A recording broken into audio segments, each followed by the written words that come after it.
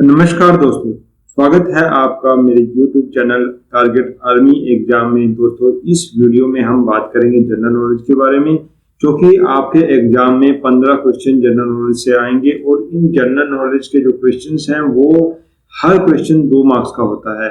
तो आपका ये 30 मार्क्स का जो है जनरल नॉलेज का पेपर एग्जाम में आएगा। और इस वीडियो में आप देखेंगे कि आपका जो एग्जाम है उसमें जनरल नॉलेज के क्वेश्चन किस लेवल के आते हैं, ताकि आप अपनी तैयारी उस हिसाब से कर सकें। दोस्तों, आपके एग्जाम में बहुत ज्यादा मुश्किल सम नहीं आते, बहुत ज्यादा जो उनका लेवल है हाई नहीं होता है, लेकिन वो जो प्रश्न है वो इतने सिंपल होते हैं कि हम उनमें अधिकतर कंफ्यूज हो जाते हैं। तो वही कंफ्यूजन हमने देखना है कि किस प्रकार का कंफ्यूजन ये जो प्रश्न है वो क्रिएट करते हैं। जैसे कि अभी हमारा पहला प्रश्न है कि सबसे गर्म ग्रह कौन सा है। अभी यहाँ पर आप सभी जानते हैं कि सौरमंडल में हमारे 8 ग्रह हैं और बुध जो है वो पहला ग्रह है, सूरज के सबसे नजदीक है। तो इस हिसाब से ज्यादातर स्टूडेंट जो है वो बुध को टिक कर देते हैं, लेकिन हमें यह बात पता होनी चाहिए कि बुध जो है शुक्र के काफी नजदीक ग्रह है और इस वजह से यहाँ का जो वायुमंडल है वो नष्ट हो चुका है। और इसके बाद शुक्र ग्रह है और शुक्र ग्रह के वायुमंडल में कार्बन डाइऑक्साइड भरी हुई है, जो कि सूरज के आने वाली किरणों को, ज्यादातर किरणों को वो अवशोषित कर लेती है, जिससे वहां का गर्मी या टेम्परेचर बढ़ जाता है और सौरमंडल का सबसे जो गर्म ग्रह है वो शुक्र बन जाता है। इस प्रकार से यहाँ पर जो ध्यान देने वाली बात यह है कि वो एक ट्रिक है। यहाँ पर आपको बुध ज्यादा टिक करते हैं, लेकिन वो जो हमारी सोच है वो यहाँ बदल जाती है, बुध नहीं है शुक्र है। तो इस प्रकार से हम देखते हैं कि जो प्रश्न है वो काफी सिंपल है, आसान है, लेकिन कहीं ना कहीं पर वहां पर छोटा सा एक कंफ्यूजन रहता है, तो उसको ही हमने दूर करना है। तो पहला प्रश्न हमारा हो गया। अब हम चलते हैं दूसरे प्रश्न की तरफ। दूसरा प्रश्न है, भारत की सबसे लंबी सीमा किस देश से लगती है। अब यहाँ पर भी ज्यादातर विद्यार्थी जो है वो चीन या पाकिस्तान को टिक करते हैं, लेकिन चीन और पाकिस्तान नहीं है, बांग्लादेश जो है उसके साथ भारत की सबसे ज्यादा लंबी सीमा लगती है। जैसे बांग्लादेश के साथ 4096 किलोमीटर की सीमा लगती है और सबसे कम जो है वो अफगानिस्तान की मात्र 106 किलोमीटर की सीमा भारत साझा करता है। और इस प्रकार कुल जो हमारे पड़ोसी देश हैं जिनसे हमारी तटीय सीमा लगती है वो है बांग्लादेश, चीन, पाकिस्तान, नेपाल, म्यांमार, भूटान और अफगानिस्तान। दोस्तों, कई बार यह प्रश्न भी पूछा जाता है कि हमारे देश के साथ कितने देशों की जो सीमा है वो तटीय सीमा लगती है, यानी समुद्री सीमा की मैं बात नहीं कर रहा हूं, तटीय सीमा लगती है, तो वो ये सारे देश हैं। ये प्रश्न भी आपके एग्जाम में पूछा जा सकता है। या कई बार पूछा जाता है कि सबसे कम सीमा किस देश के साथ लगती है, तो वो अफगानिस्तान है।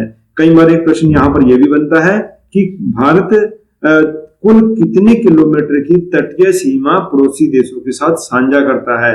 तो यहाँ यह 15,106 किलोमीटर की जो है वो सीमा पड़ोसी देशों के साथ ये साझा करता है।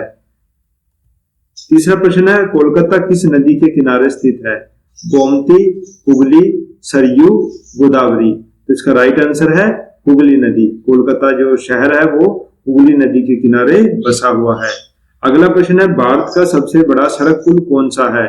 नेहरू पुल, इंदिरा गांधी पुल, भूपेन हजारिका पुल और कोलकाता पुल। दोस्तों, ये बात यहाँ पर ये ध्यान देने वाली है कि सड़क पुल के बारे में पूछा गया है, तो सड़क पुल में इस प्रश्न का आंसर आएगा भूपेन हजारिका पुल।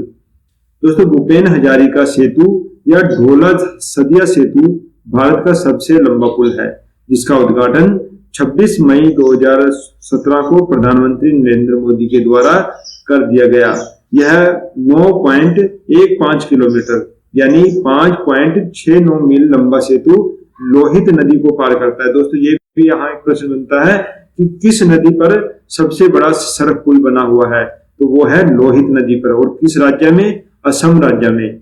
और लोहित नदी जो है वो किसकी उपनदी है, वो ब्रह्मपुत्र नदी की उपनदी है।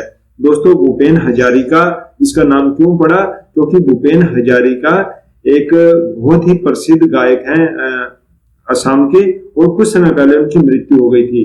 तो उनकी सम्मान में इस पुल का नाम जो है वो भूपेन हजारिका सेतु रखा गया है। अलीगढ़ आंदोलन के संस्थापक कौन थे। मोहम्मद अली जिन्ना, लियाकत अली, सर सैयद मोहम्मद खान या शौकत अली खान? तो दोस्तों इस प्रश्न का जो आंसर है वो अलीगढ़ आंदोलन सर सैयद अहमद खान के नेतृत्व में चलाया गया एक प्रमुख इस्लामी आंदोलन है, जो कि 1857 के विद्रोह के बाद की असफलता के बाद मुसलमानों में धार्मिक सुधारों के उद्देश्य से चलाया गया था। अगला प्रश्न है, बांग्लादेश की स्थापना कब हुई? तो दोस्तों सभी जानते हैं कि बांग्लादेश की स्थापना 1971 में भारत पाक युद्ध के बाद हुई, क्योंकि बांग्लादेश की ये 1971 की लड़ाई से पहले बांग्लादेश का नाम पूर्वी पाकिस्तान था। तो बांग्लादेश में पाकिस्तान की उस प्रजा के बाद 1971 की लड़ाई में पाकिस्तान की प्रजा के बाद बांग्लादेश अस्तित्व में आया। कोणार्क का मंदिर कहाँ पर है? तो दोस्तों कोणार्क का मंदिर कहाँ पर है? ये उड़ीसा में है। उड़ीसा में एक बहुत ही प्रसिद्ध जगह है जो कि जगन्नाथपुरी के नाम से फेमस है। वहां से 25 किलोमीटर की दूरी पर कोणार्क का प्रसिद्ध मंदिर है। अगला प्रश्न है, श्रीलंका की राजधानी है कैनबरा, श्री जयवर्धनपुरा कोट, सिडनी और जकार्ता? तो दोस्तों पहले श्रीलंका की राजधानी का नाम कोलंबो था, लेकिन अब श्री जयवर्धनपुरा कोट है। हुक किस खेल से संबंधित है? तो दोस्तों हुक जो है वो मुक्केबाजी, कुश्ती, कबड्डी और हॉकी में मुक्केबाजी से संबंधित है। ज्वालामुखी मंदिर कहां पर स्थित है? कांगड़ा, कोणार्क, श्रीनगर या गया? तो दोस्तों आप सभी को पता होगा कि जो ज्वालामुखी मंदिर है वो कांगड़ा में, हिमाचल प्रदेश के कांगड़ा जिले में स्थित है और ये काफी प्रसिद्ध मंदिर है। वोट के लिए क्या जरूरी है? उम्र, अंगूठा, पहचान पत्र और शिक्षा? तो दोस्तों आप सभी को ऐसा लगता होगा कि जो ये चार दिए हुए ऑप्शन चारों के चार ही बहुत ही जरूरी हैं। उम्र भी जरूरी है, अंगूठा भी हम वोट के लिए प्रयोग करते हैं, पहचान पत्र का भी हमें जरूरत पड़ती है और शिक्षा भी वहां पर जरूरी होती है। लेकिन अशिक्षित लोग भी वोट देते हैं। पहचान पत्र अगर आपके पास नहीं है तो तब भी आप वोट दे सकते हैं, क्योंकि निर्वाचन अधिकारी के पास भी एक वोटर लिस्ट होती है, उसमें पहचान करके जो वोटर हैं वो अपनी वोट का इस्तेमाल कर सकते हैं। अगर किसी आदमी के पास अंगूठा नहीं है तो भी वो वोट कर सकता है। और उसके बाद रही उम्र की बात, तो उम्र बहुत ही जरूरी है, क्योंकि 18 साल या इससे अधिक की उम्र का होना वोट के लिए जरूरी है। इससे कम के लोग वोट नहीं कर सकते। तो वोट के लिए क्या जरूरी है? वोट के लिए उम्र जरूरी है। इस प्रश्न का जो आंसर है वो नंबर 1 ऑप्शन जो है वो सही आंसर है। अगला है, जनगणना किस अंतराल में होती है? 5 वर्ष, 1 वर्ष, 10 वर्ष या 20 वर्ष? तो दोस्तों जनगणना प्रत्येक 10 वर्ष के बाद 10 वर्ष के अंतराल पर की जाती है। अगला प्रश्न है, अबुल फजल किसके शासनकाल में था? अकबर, हुमायूं, औरंगजेब और बाबर? तो दोस्तों अबुल फजल जो था वो अकबर के दरबार के 9 रत्नों में से एक था। अबुल फजल ने अकबरनामा नामक एक किताब लिखी थी। तो इस अबुल फजल किसके शासनकाल में था? इसका ऑप्शन नंबर 1 अकबर के शासनकाल में था। किस शहर को अरब सागर की रानी कहा जाता है? कोची, बेंगलुरु, मुंबई या पुणे? दोस्तों इन प्रश्नों में आप थोड़ा सा रुकिए, सोचिए, अपना आंसर सोचिए और उसके बाद वीडियो को चलाइए ताकि आप अपना आंसर को मिला सकें। तो इस प्रश्न के बारे में आपने सोच लिया होगा कि कौन सा ऑप्शन सही है। तो अभी मैं बताता हूं आपको कि अरब सागर की रानी कोची शहर को कहा जाता है, क्योंकि तो एक बहुत ही प्रसिद्ध, कोची जो है वो केरला में है, एक प्रसिद्ध बंदरगाह है और यह व्यापार की दृष्टि से काफी महत्वपूर्ण रही है। हमारे शुरू से हमारे देश के जो भी व्यापारिक संबंध रहे हैं और बाहर से जो देशों के जो व्यापारी हमारे देश में आए हैं वो कोची उनके लिए काफी महत्वपूर्ण रहा है। तो ये अरब सागर में होने की वजह से कोची को अरब सागर की रानी भी कहा जाता है। और हमारा अंतिम जो प्रश्न है वो है 15वां प्रश्न, सरदार सरोवर परियोजना किस नदी से जुड़ा है? तो दोस्तों ये बहुत ही महत्वपूर्ण प्रश्न है, ये कई बार एग्जाम में पूछा जा चुका है। इसका 4 ऑप्शन में गोदावरी, नर्मदा, कृष्णा और गोमती। तो दोस्तों आप शायद इसका प्रश्न का आंसर जानते होंगे। जो सरदार सरोवर है वो नर्मदा नदी से जुड़ा हुआ है। सरदार सरोवर भारत का सबसे बड़ा बांध है।